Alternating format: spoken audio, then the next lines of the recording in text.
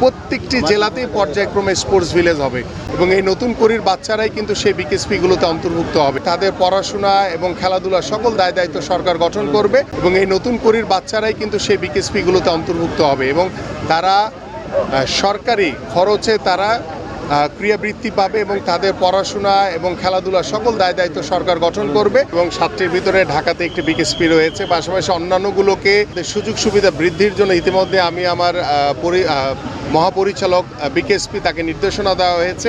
আমরা আশা করছি যে শুধু ঝিনাইদহ সহ আমাদের কুষ্টিয়া সহ সারা বাংলাদেশের প্রত্যেকটি জেলাতেই পর্যায়ক্রমে স্পোর্টস ভিলেজ হবে।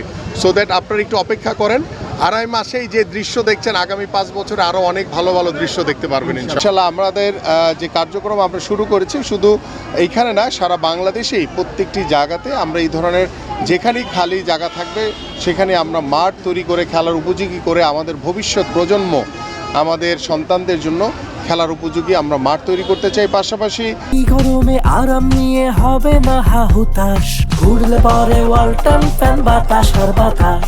আমাদের খেলোয়াড়দের জন্য এবং আমাদের স্পেশালি আমাদের নারী ক্রীড়াবিদদের জন্য নিরাপত্তা নিশ্চিত করা এবং সর্বোপরি স্পোর্টসের সুশাসন প্রতিষ্ঠার জন্য আমরা কাজ করছি এবং আমাদের মাননীয় প্রধানমন্ত্রী নিজেই তিনি সব দিকগুলো বিচার বিশ্লেষণ করছেন এবং আমাদেরকে নির্দেশনা দিচ্ছেন।